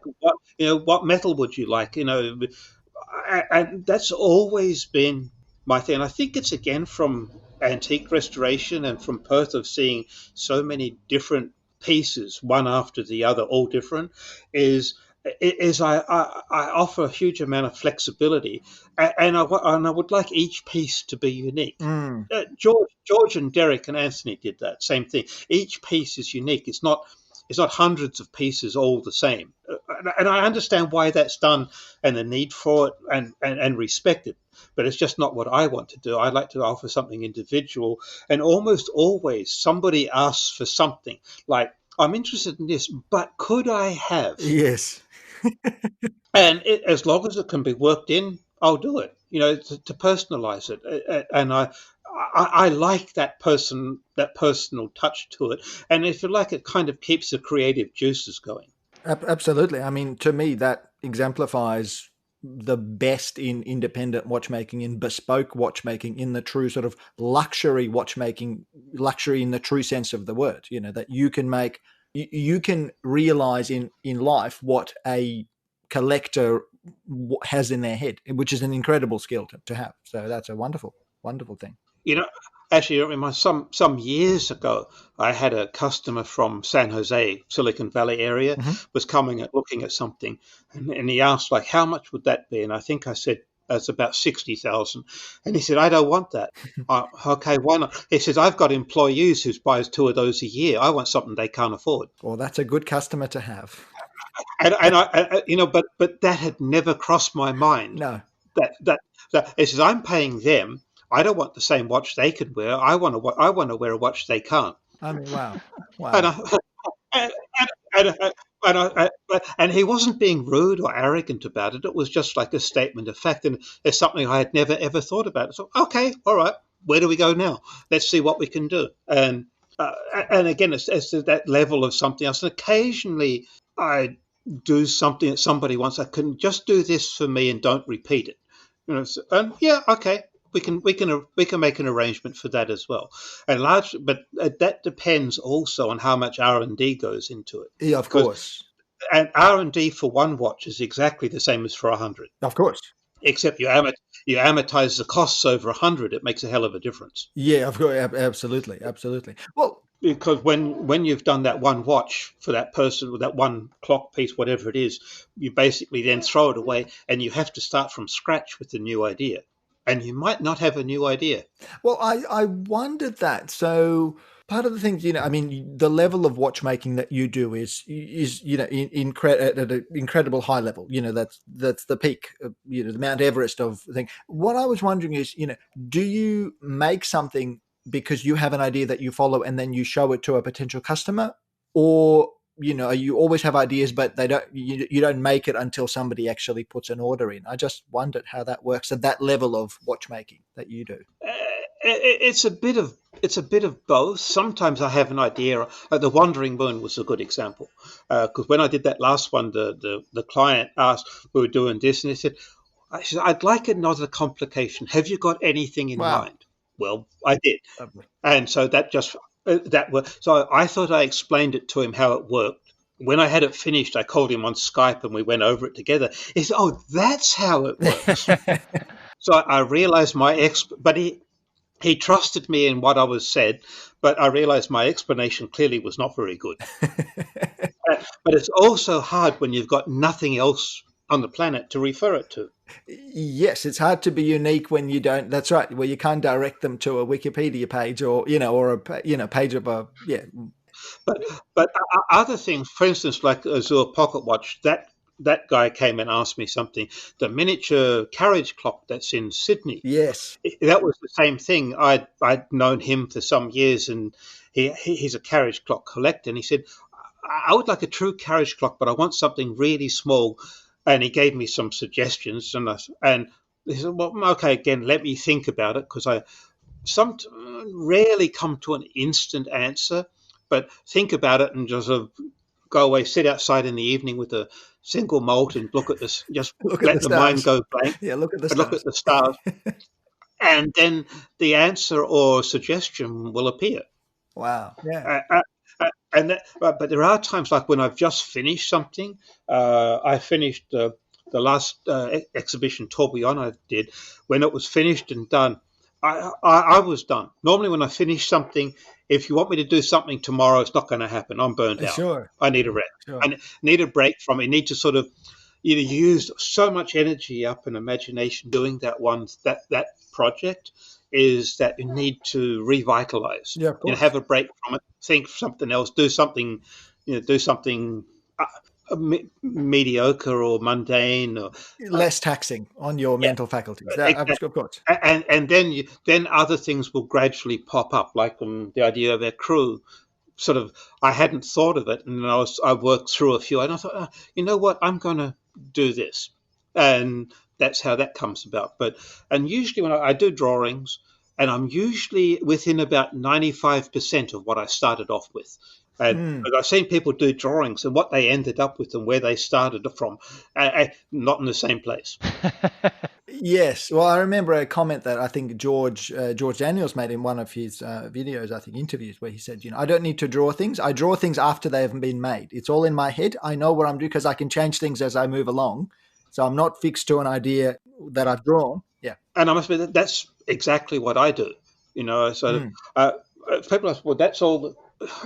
You have to make some drawing, and George did as well. But often, doodling, sure. I can often do it on freehand on paper. All you need is a bunch of numbers, and with those numbers, you can go from there. And I know at times people have asked me something or another. They've asked me something or another, and then I have an idea, like for the Azure Pocket.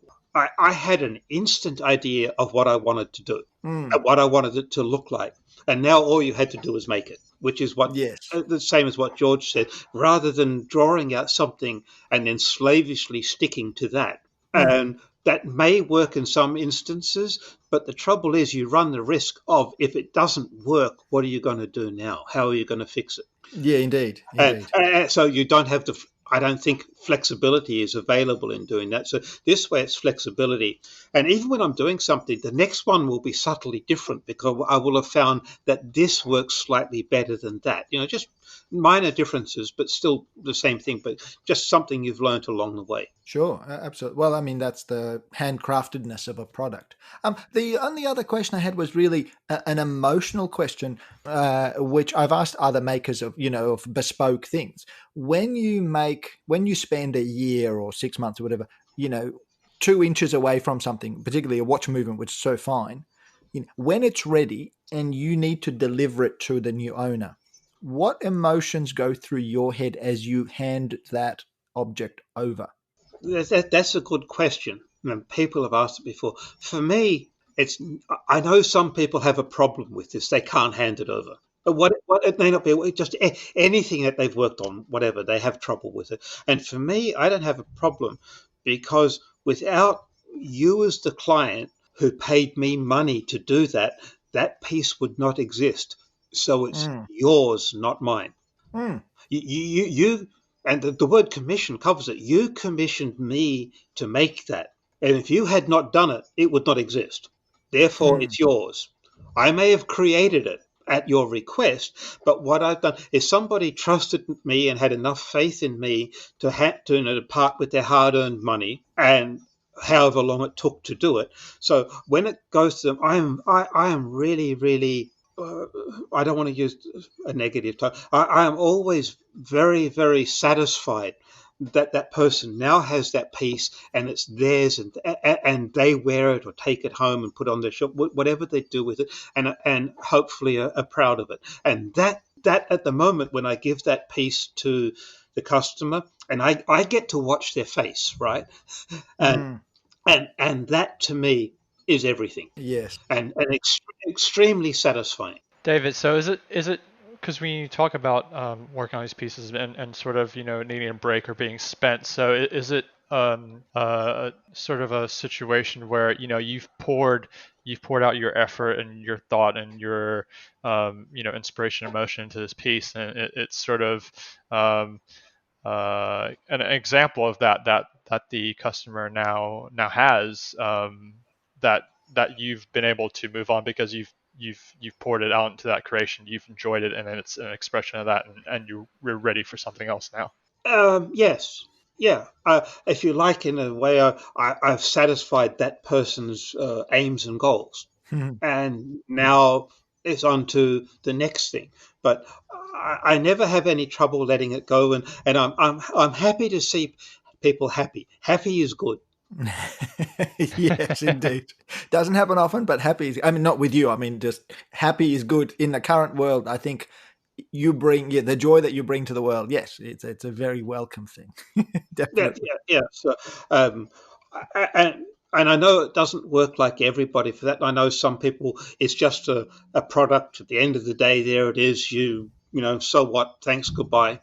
But that's, I almost universally end up as like close friends with my clients, as Oh, opposed to like if you go into your dealership and you buy, I don't know, Parmigiani, heaven forbid a Rolex.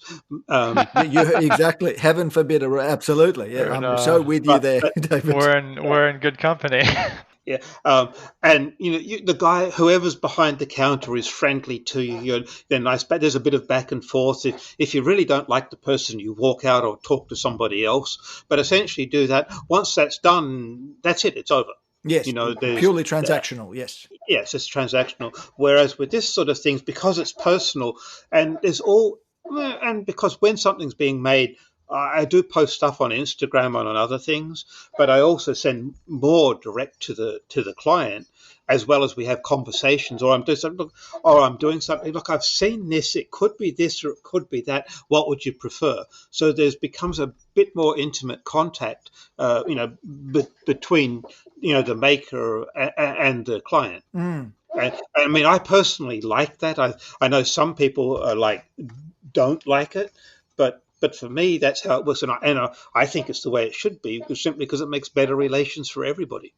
Absolutely. I mean, as you're saying these words, I'm glancing down at my wrist where I have my Joshua Shapiro Infinity Series watch on, and that's exactly what the relation to the friendship that Josh and I forged over the making of that watch. Yeah, exactly Yeah, right. It's a wonderful, wonderful thing. yeah, yeah, and he's very personable and a very likable guy, and wants to do what he wants to do, but he also wants to please. There, there are some who said, "This is what I do, take it or leave it." Well, yeah, and you've seen that as well. And said, well, maybe it might be if it was great, it was okay, but most of the time it's not that good, so you can leave it really easy. Yes, well, there is that, isn't it? Yeah, you did. One of your questions, and I want to make sure we cover this, is you asked about uh, training people, Yes, and and I've had some spectacular failures on, goodness, on that over goodness. and on doing things, and just it's people will tell you it's hard to get trainees for anything today, Yes. except maybe computers. Um, and but and as it happens, I have two trainee apprentices. Uh, Oh wow. one one is a doctor in Idaho. He's going to retire in the next few years. He's collected marine chronometers all his life, and we got into contact 12, 14 years ago, and nothing happened. And eventually got in contact again, and um, when he retires, he wants to go into making, and he's setting up a complete workshop. His name's Peter Doble. He's on Instagram. He posts some recent pictures of setting up his workshop, and he. It's a bit of a distance, but Skype and FaceTime are pretty useful. In as it's the next best thing to standing over someone's shoulder, and he's showing good progress. And the other one is a young woman. Um, she lives up in the Bay Area, Brianna, and Paul was her teacher at WASTEP in Florida. Oh, it's such a small world, isn't it? And I was a few years ago, I was in West Hollywood and there's the Jean shop over there. I want to go and have a look. So walked in and had a look, walking in my scruffiest best. And well, you're in California, that's allowed. You can't judge people. You can't judge net worth by clothing. Not a hope in hell, not a chance, which is cool.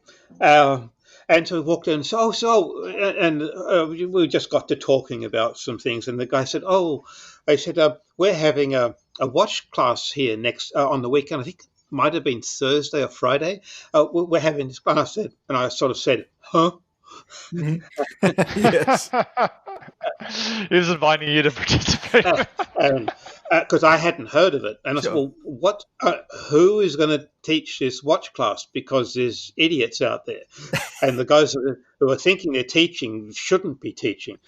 Anyway, so it turned out it was to do with that. She explained it was to do with the HSNY. Yes. And then Brianna was turning up. And so I got into contact. She came down the next week. And again, it's turned out that she wants to do more than just service work. Mm. And some people are quite happy doing service work. I would say Europe is full of them. And you go to work, 9 to 5, collect your paycheck, go home. Sure, it's a job, and the world needs that as well. But she wanted to get past that, so we got along. Let's see, and there's a number of questions I asked as whether the person's even worth talking to, and she answered that and did some other things. So she comes down at times and stays here for a few days and work on things. Part of it, she's doing getting into some antique restoration work because I wanted to see some things, just different things. Sure. And she's already seen some. She said she had no idea that something like this was done in like 1790. Wow. Yes. And because that's not what they teach you at school, watchmaking. And indeed, it's not watchmaking school's job to teach you that. It's their job to train you for servicing modern watches. Of course. But she wants to get into making as well, and she's got she's really good. You can tell students who know what they're listening to. You talk to them, and they soak it up like sponges, and ask sensible questions, not stupid, smart-ass questions. And that's why it makes me really happy to hear that. Not that you ask smart questions. I mean, that's wonderful as well. That transmission of knowledge. I'm just so pleased, and it's wonderful. There does seem to be a bit of a renaissance, I feel, of kind of watchmaking in the States, certainly around California and Oregon. I'm thinking of yourself. Yeah. There's Josh Shapiro, Keaton Myrick's in Oregon, Dan Spitz, Darren Tiffany we spoke with recently. We spoke with Josh on the show recently as well. It's probably others I'm forgetting. It's this real groundswell of watchmaking happening in the US, which is wonderful. Yeah, and it seems mostly to be based in California. It does seem to, which surprises me because LA has collectors, but not the same as Silicon Valley in San Francisco area. And again, it's not the same as in, say, New York, which is probably the center in the country. But strange, I asked Nick Manousis when I was in New York about why, where are the local guys who are making watches? Where I can't find any, but that's not, maybe I'm just not looking in the right spot.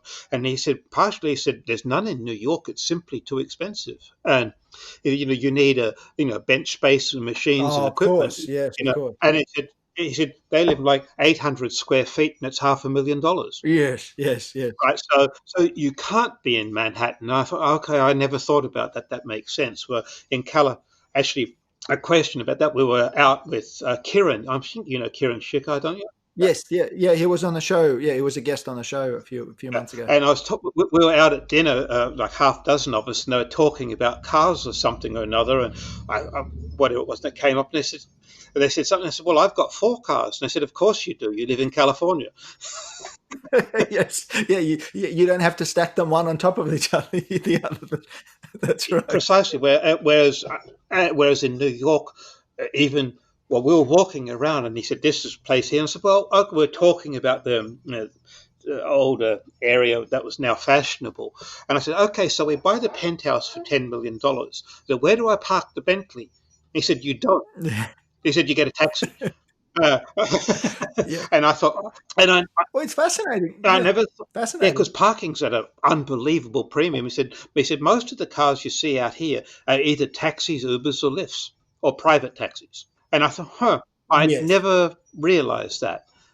So hence it has the same to do with other guys there. But I would like to think the upstart in California is because of me, because 20 years ago there was nothing.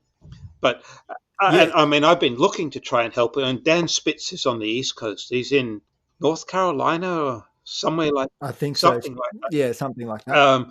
But the West Coast seems to. I mean, Keaton. I've met him and know him. He's come along by himself, doing his own really beautiful work.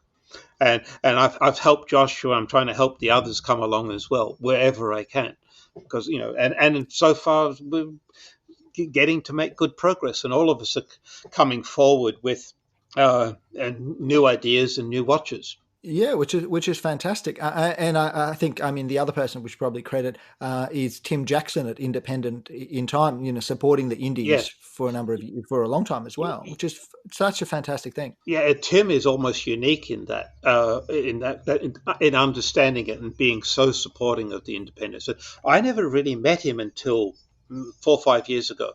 I think we corresponded a few times, but because I was into clocks and he was into watches, there Yes. really wasn't any common territory. But he was here a couple of weeks ago. We get on well. He's a really I sponsored him for Freeman of the company. Oh, yeah. So he and I joined. Yeah, so he and I joined at the same time. So it was 2019. So that's what I met him in London, where we were both becoming freemen of the company. So yeah, lovely guy. Such a wonderful guy. Yeah, I couldn't make that meeting. I don't remember what happened because something. I was liveryman the year before, and Yes. and I had booked to go this year. Well, of course, I cancelled that in March, obviously. Yeah, of course. Yeah, of course. But just in case, I have already booked for next year. Oh, good. Well, I'm hoping to do the book launch there. I hope to see you there as well for the Michaelmas dinner. Certainly. The book. We'll see how we go. The book launch, I'm not so sure about. Maybe the year after. Oh, come on. Yeah, that's fine. No pressure. No pressure. No pressure. That's fine. None at all. That's lovely. Well, look, as we start to sort of, I mean, you're a fascinating man. I'm sure Sean and I, we can talk at Era for hours and hours. Just as we start to wrap up, one of the things I want to say is, how do our listeners who are listening now, being very inspired, how do they find you? How do they get in touch to talk about commissions and things that you're up to? Okay. What's the best way for them to find you? I have a website, davidwalter.com. It's being worked on. It's horribly out of date because it kept getting delayed. Well, I'm doing this. Let's wait till we get this done, and I'm finished that. Well, let's wait till we get the next thing. But nevertheless, it still works, and you can still contact me from it. I post mostly on Instagram, which is david.e.walter, and I post a little bit on Facebook, but not much. Don't worry about Twitter. But through Instagram, it's just easy to do it, and it's easy to keep up to date with. So I put most of the things what I'm doing on there. Don't necessarily expose all private details, but sure. But I can be contacted through private message on that. Sometimes there's a couple of forums I look at, but they're kind of not the same thing because, as you've noticed with the forums, all the watchmakers are noticeably absent. Yes, indeed. And it's because you end up being not inundated, but you get like stupid questions or stupid comments, and like, I just haven't got time for this. Sure. Website and Instagram definitely the way to go. Yes, and that someone actually had to drag me kicking and screaming into Instagram, and they eventually just told me to shut up and do it. So I did, but it's actually worked out. It's enjoyable. Plus, I get to sort of see and follow other people's things. Plus, I can put things on there, a mix of things, which, as you've seen, one of the things I go I'm a sucker for smoked salmon. I know it's terrible, but if there's you and me both. Smoked salmon. I tell you what goes good with smoked salmon, Lafroig. Single malt. Oh, that's good to know. Yeah, that's good to know. Well, we'll definitely have to, when we can travel, I definitely have to travel up to see you, and yeah, we'll definitely do that. Cool. Okay. And of course, on my phone number, which is on the website, of course, I'm on WhatsApp as well. So WhatsApp is another one of the Fabulous. super fortunate things where we can call anybody anywhere at the right price. Yes, hopefully at the right time. So just people, if you do that, just make sure you check. Well, get a well time, or watch a clock before you dial that number. Yeah, haven't moved around like Sean. You almost have a second sense of roughly what time it is somewhere else. Yeah, you have to. Plenty of places you have to run errands and make phone calls. Yep, absolutely. Yeah. Absolutely. Well, look, one of the things we do also before we sort of wrap up is we like to sort of expand our horizons or, sort of learn more about things. So what we often ask ourselves and our guests is if there's anybody they can recommend as either people to follow on Instagram or some, cultural touch points for them to learn books, videos, things like that. So I might throw it to Sean first, see if he's got anybody or anything he'd recommend. Yeah, I'm going to do something a bit different today. I'm going to do a hashtag. So I'm just going to recommend Small Watch, the hashtag on Instagram. I think my main focus or trying to inspire people is just to, discover more vintage watches in smaller sizes. I've found myself lately more so wearing watches around, 32, 33, 34 millimeter sizes Wow. where, a lot of people shy away from those because they think, this is a dress watch or, it's not, a men's size or whatnot, where I think there's a lot of real quality, and I love how the effort and like David said, these are watches coming from periods where people were wearing them as every day, and they were focused. They're an effort of the watchmaker more so than accountant or or a salesperson. So yeah, so I'm enjoying that. So check out that hashtag, and it's not always going to be the most amazing stuff every day, but you might find something interesting and see it on someone else's wrist and say I might like that too. Fantastic. That's very cool. Very cool. What about you, David? Is there anything you'd recommend? Putting you on the spot. Yeah, I hadn't. Well, on Instagram is Arta Akhmayev, which we've already talked yes. about. His engraving and his enamel works on his watches are outstanding. It's really good. I see he has a good career ahead of him. There's also his sister, which is Dinara Akhmayev. She's still in Moscow, but she does some exquisite drawing. She did that drawing for me of the Azure pocket watch. Yeah, and of the white, I think, as well. I think she did Oh, yeah, that's right. Yeah. The guy who got the man who got that first white, he saw the drawing and then asked, "Can I get one?" So sure, just talk direct to Dinara. But I'm going to get her to do a drawing for me of the tourbillon, the exhibition tourbillon. I'm trying to think. There's a Tommy Jobson. Yes. In London, in UK, is worth following. He's in clocks, not watches, but I perceive this is I'm guessing he's early 30s. This is a guy with a good career ahead of him. Yeah, he's a very cool account for sure. Great. I mean, there's some really good recommendations, and you're right. I mean, Artur it's fantastic craftsman. He did the engraving on my Shapiro Infinity series as well. And it's just great that there's a local outlet. The watchmaking clockmakers to utilize his skills because you're right. I mean, his skill is phenomenal, and it's just great that. I've got him to do all my engraving because when I was first here 20 years ago, there wasn't a good engraver. There had been in the past, but they've all been and gone. And nowadays it was just mechanical, machine engraving, which is awful. Yes. And I would send stuff to England to have it engraved. Yeah, wow. And then for a long time I didn't need it. And then Arta turned up, and I thought, engraving, cool, we can use this. And I do. That last tourbillon I did, the entire dial was hand engraved. He did it. Amazing, yeah, incredible. Right, incredible. It wasn't etched or or laser cut. He did the whole thing. All the numerals, all the lettering, and lettering. Engraving as scrolls and stuff is easy, and you often see it on gun stocks, for instance. But lettering is extremely difficult to do. Yes. And he does a great job at it. So I've already got some more things in mind for him to do on me. Very cool. No, phenomenal. No, that's beautiful. And the last person I'll recommend an account on Instagram, Anthony Gray Clocks. So Gray with an Oh, A. yeah. And Tony Yep. is lovely. So I met Tony in London as part of the worshipful company of clockmakers. And yeah, he's a fantastic clockmaker, clock repairer, clock restorer. His Instagram account's always worth following because there's some incredible pieces that he gets to work on. He's just a lovely chap as well. So Yes. Yeah, no, I do follow him. It's nice pieces. I'm always a sucker for nice pieces. Absolutely. Are we all? Yeah, exactly. Well, look, David. I just wanted to sort of thank you for joining us today for this episode, and for being so candid and open about sharing your experiences. I think it's been a great and sort of very inspirational conversation. So I just wanted to thank you for that. Okay, so thanks for having me. Actually, it's been good from my side because I like to get out there that if somebody wants to do something, they can, and they're not alone, and they can contact me, you, whoever, for some guidance and direction if they want, But point is, it's there, and this is superb in help spreading the word. Yeah, it's really inspirational, your can-do attitude. I think what you've accomplished and that from the background that you've had, just, approaching everything, just trying to figure out, trying to problem solve. I think that's a really good example.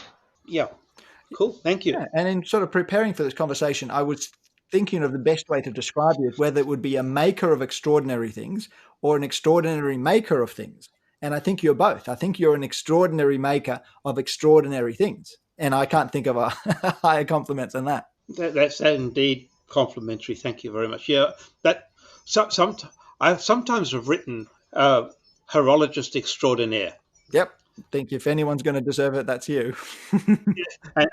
And you've summed it up. But yes, there's no point in being mediocre. We already have too much of that. And on that note, what we might do is finally, what we all say is, with Fifth Wrist, we set this up as a platform by enthusiasts and for enthusiasts. So if anybody wants to join us, contribute, write reviews, or even come on the podcast for a conversation, please get in touch. Follow Fifth Wrist on Facebook and Instagram or on our website at fifthwrist.com. Like and subscribe to the podcast. Leave us a review. Helps us spread the word. We like the feedback as well. Follow me. I'm at Times Roman AU. My co-host Sean is at The Book Watcher. And our guest David Walter is at david.e.walter. Thanks for joining us today and stay on time.